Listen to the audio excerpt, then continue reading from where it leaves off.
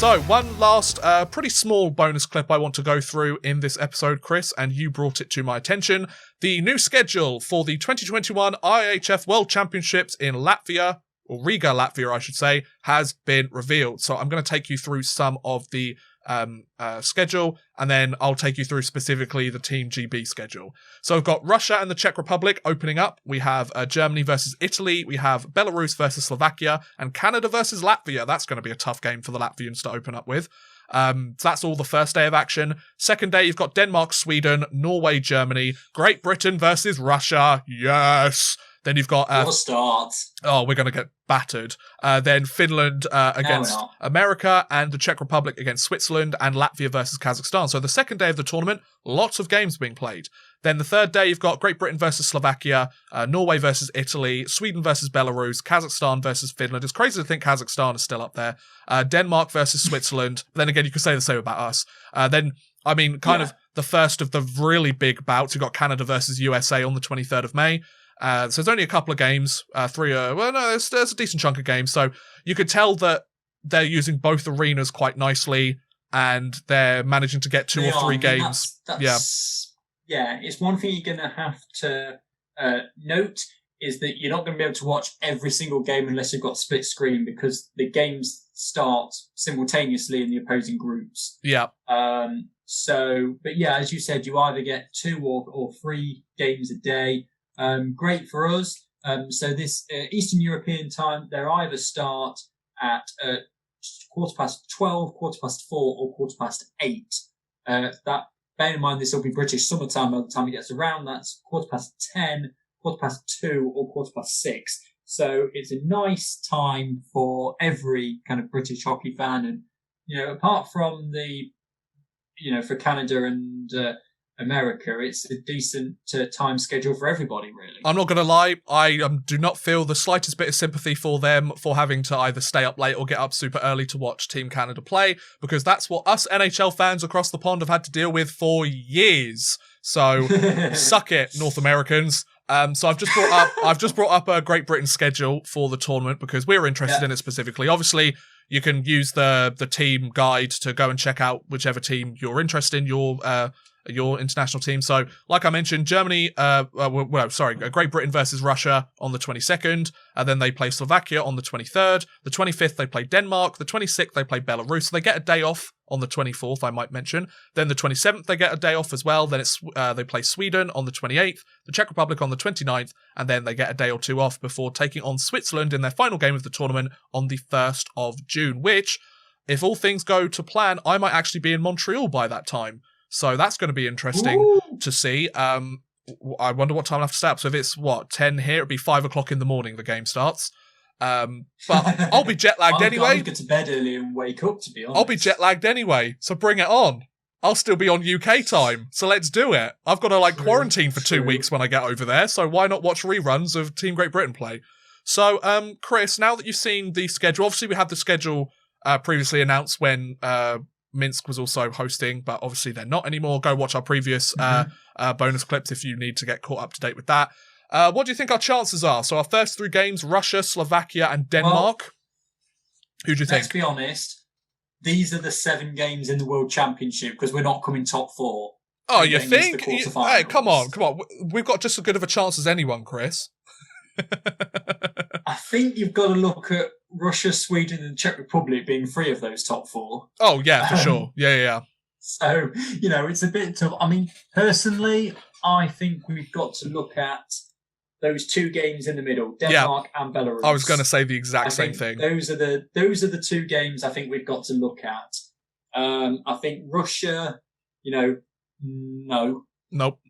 Slovakia, I think it will be more respectable. Yes. But still probably not. Yeah.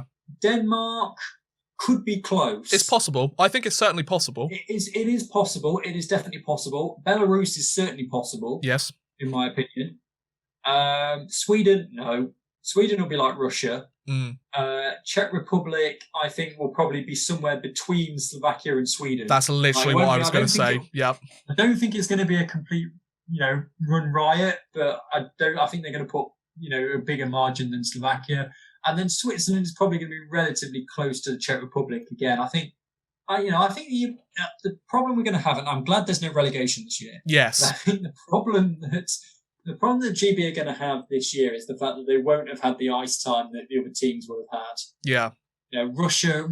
I mean, 3/4 of the Russia team are going to be made up of players that were in the NHL or the KHL, and their teams didn't make the playoffs, or the KHL.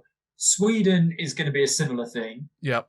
Czech Republic is going to be a similar thing. Like, we're the only country, and I think we did mention this a couple of weeks ago, we're the only country that hasn't had a league this year in Europe. Yeah. So, we are at a disadvantage. Yes, okay, we've got this NIHL game, but again, is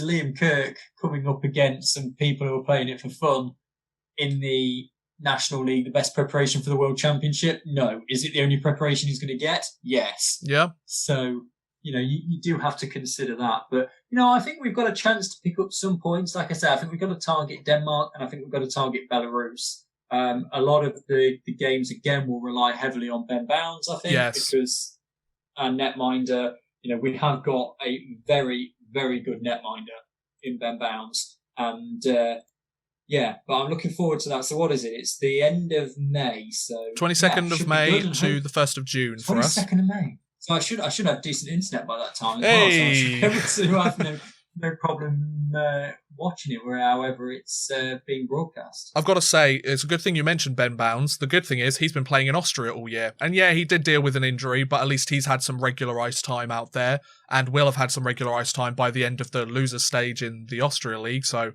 at least we'll have a goaltender that's, had some ice time this year. And as you mentioned, he was a stud for us last year. So could you imagine, though, if we managed to upset one of the bigger teams in our group, though? That would be such a huge win. But I like you said, I feel like it's going to be a similar situation to last year. If we beat Belarus, then, and as long as then the rest of the results go the way that we expect, then we would have stayed up if that were the case this year. But the good thing is we've got that comfort blanket of we're going to get to go for a second straight year or a third straight year the year after. Will we last any longer than that? Who knows? But you know what? We're just here for the fun. And it'll be great. I think a lot of it, there are teams in that top tier that are very much like us. Your Norway. I mean, if you let's take Group B, Canada, Finland, USA, they're going to be the top three. Yep. Same with Russia, Sweden, Czech Republic in Group A. Yep. And Germany will probably take the fourth spot because they're used to that in kind of Olympic Games and stuff.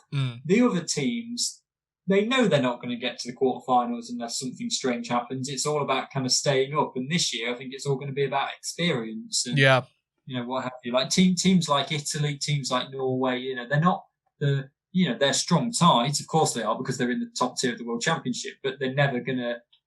I think it's one of these things where, Italy are never going to win the World Championship. Oh, you don't know that, Chris Gadsby. Well, okay, but you know what I'm saying. Yeah, of course, yeah.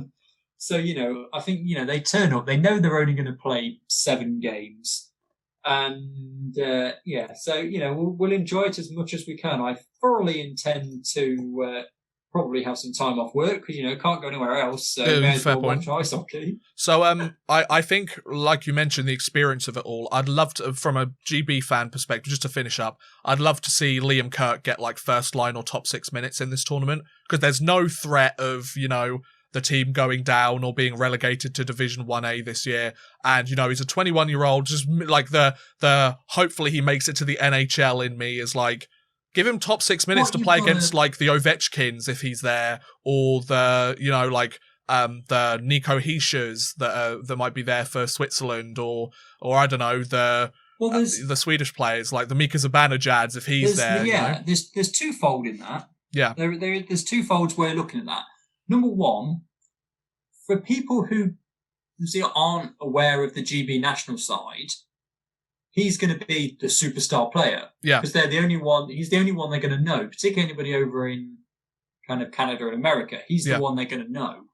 The other side to that is that it's not obviously beyond the realms of possibility that they give him line, because obviously all the teams have got NHL players in it, particularly Yeah. Russia, Sweden, Czech Republic. Yeah. It's not beyond the realms of possibility that the Arizona management look at how he fares when he's on the ice with those guys. Exactly.